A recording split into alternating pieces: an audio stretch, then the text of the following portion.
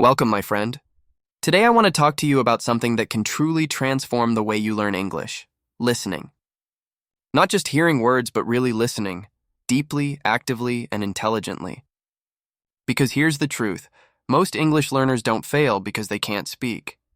They fail because they never learned how to listen the right way. Listening is the foundation. It's how a child learns their first language, and it's how you will master your second one.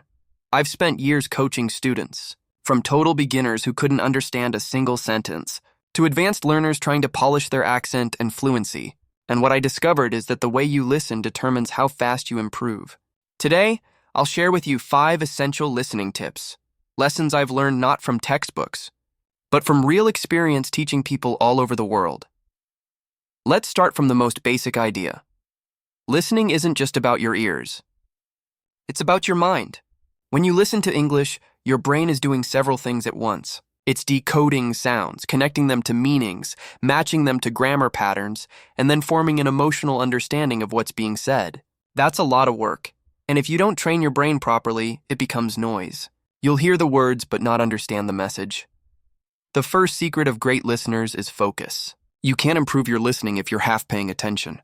Many learners put on an English podcast or a YouTube video while doing something else.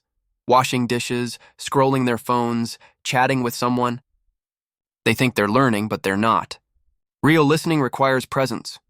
You need to sit down, close other distractions, and tell yourself, this next 10 or 15 minutes is my listening gym. You wouldn't lift weights while watching TV, right?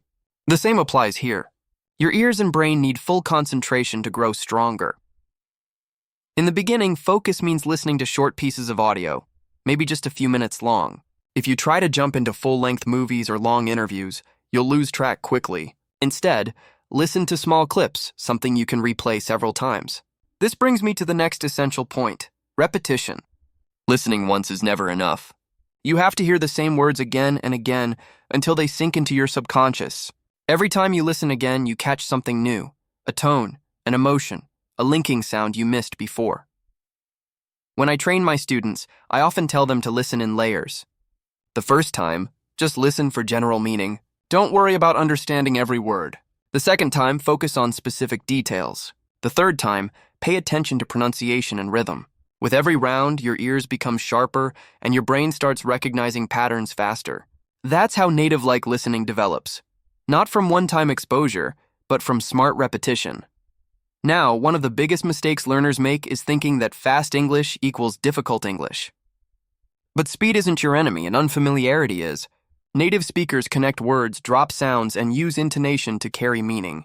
For example, when someone says gonna instead of going to or wanna instead of want to, your brain may freeze because it expects perfect textbook English.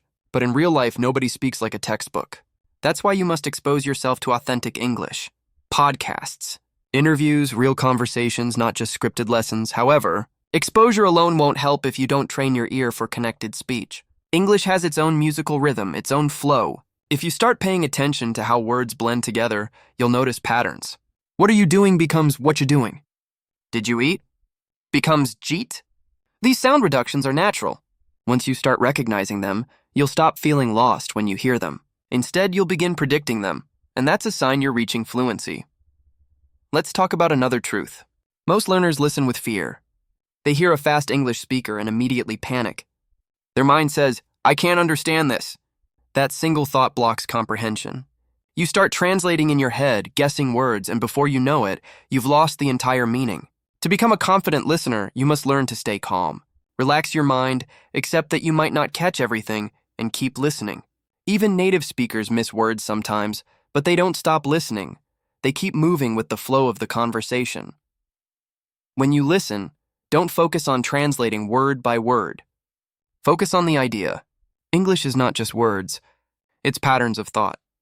For example, if someone says, you must be joking, you don't need to translate each word.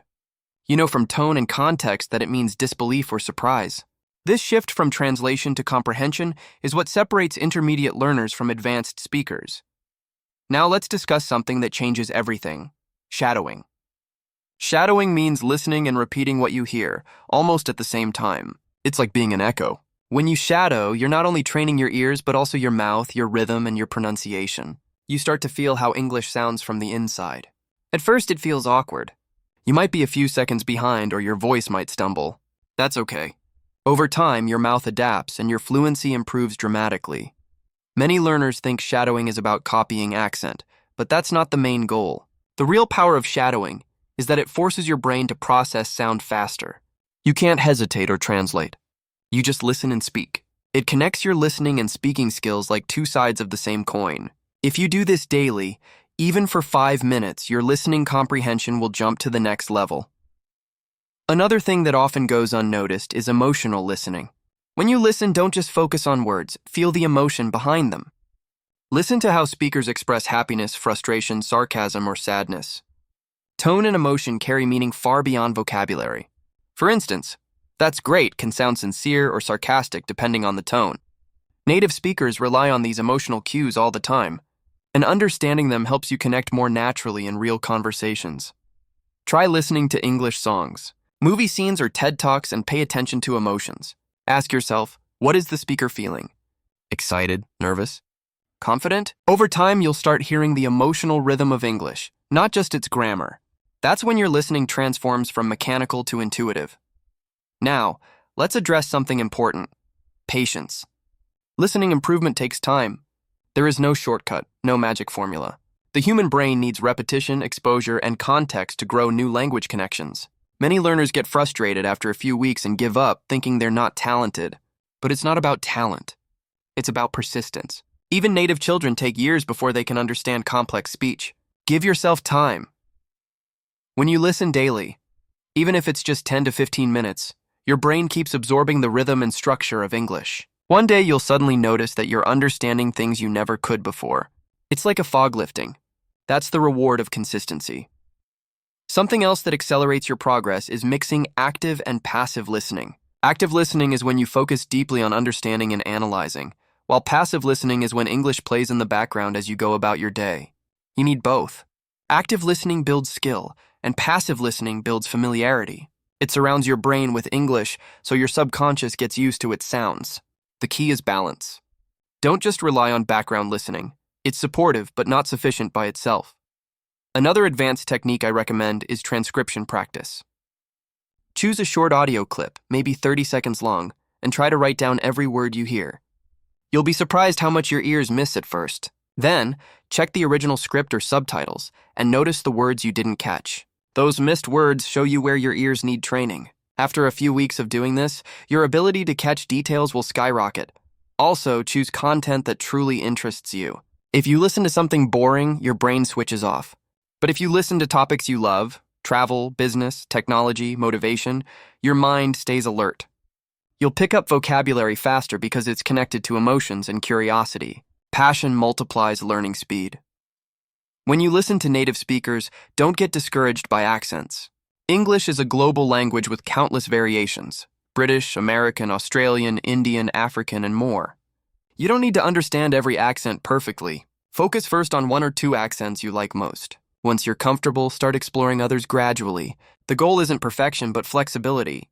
The more accents you hear, the more adaptable your ears become. Let's not forget the environment. The place where you listen matters. If your mind is tired, noisy, or distracted, your comprehension drops. Choose a calm moment of the day, maybe early morning or evening, when your mind is fresh. Use headphones to block outside noise. Listening is not just about sound, it's about mental clarity. Now, I want you to imagine something. Imagine yourself 6 months from now, listening to a native English conversation effortlessly. The words flow, the meaning lands instantly, and you no longer feel lost. That future version of you is completely possible if you follow these methods consistently. Listening is a journey, and every minute you invest in it brings you closer to real fluency. Remember, don't chase speed or accent first. Chase understanding. Once you can understand well, your speaking, pronunciation, and confidence will grow naturally. Fluency isn't memorizing thousands of words. It's recognizing them when they're spoken. So, as you begin or continue your English journey, treat listening as your daily ritual. Make it enjoyable. Listen to stories, interviews, movies, or even your favorite songs. I always tell my students, fall in love with the sound of English.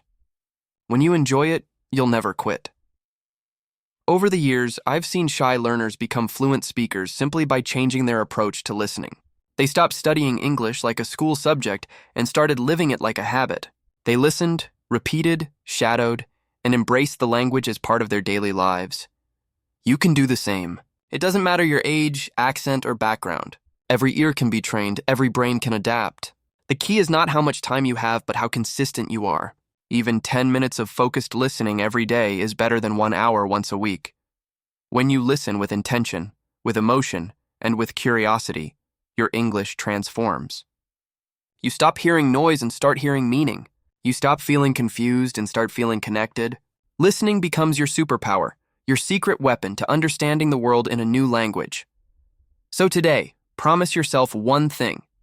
Make listening your daily practice.